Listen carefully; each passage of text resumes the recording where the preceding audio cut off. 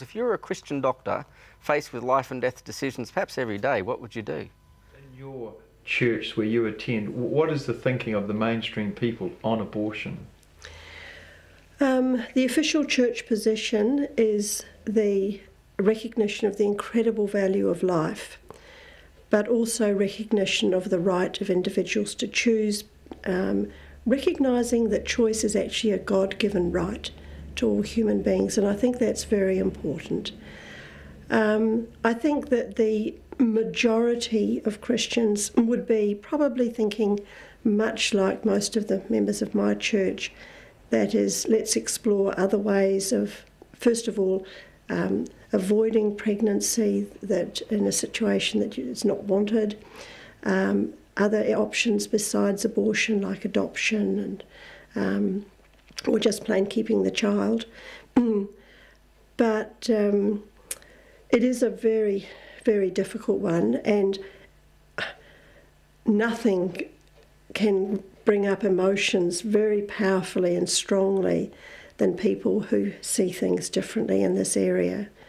There are really lovely people who see abortion under any circumstances as absolutely wrong, and they have reason to feel that because we are dealing with life. There are others who say, well, you know, abortion deals with bad situations and we live in a bad world, so everything's a problem. Let's make the best that we can of a bad situation. And again, there are some reasons for them. I probably deal more myself, a little closer to those who say, let's think carefully about life. It is very precious. One of the things I'm particularly proud of is that there are a few little people running around the world that are there as a result of my encouragement to their mums to keep them, and that's very special to me. But I realise that there are tough situations where people may have to make different choices, and I respect their right, I really do. In my work, I see a lot of unplanned babies. It's almost as if I sometimes get the impression that most babies are unplanned, and therefore the potential for having unwanted children is very great in my practice. And I have a lot of sympathy for people who have difficult life circumstances, and it's another mouth to feed when things are already going really, really difficult.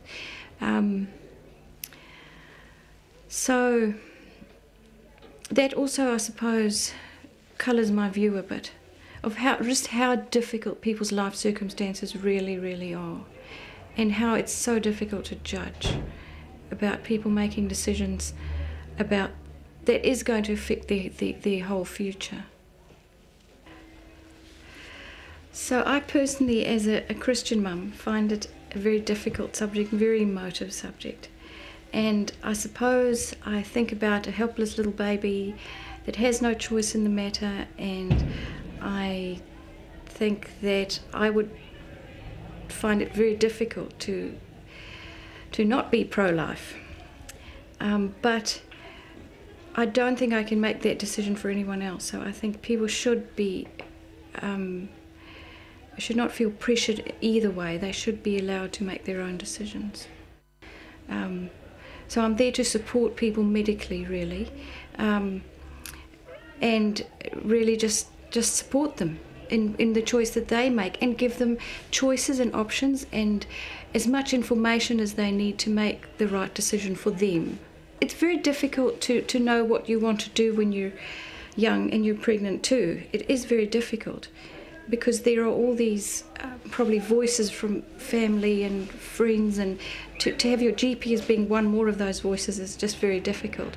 So really I'm there in a supportive role just to help her to muddle through all of that, and to, at the end of the day, decide what she wants to do from her perspective and not from someone else's perspective.